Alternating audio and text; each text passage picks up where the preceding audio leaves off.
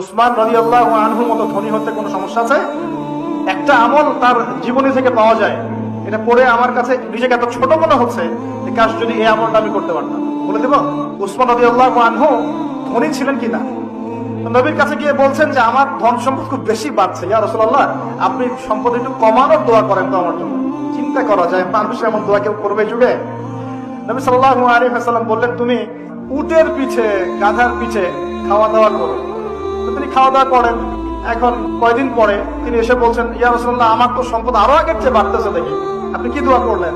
সম্পদ তো আরো বাড়া শুরু করেছে। তখন তিনি বলছেন যে তুমি যখন খাও তখন তোমার হাত থেকে যদি খাবার পড়ে যায় তুমি কি করো?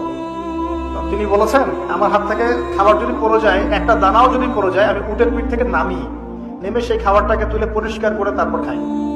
এই যে আমল, নবীজি বলছেন যে তোমার আমল যদি এমনই হয় তাহলে তোমাকে আল্লাহ পাক সম্পদ দিবেন, আর কাকে সম্পদ দিবেন?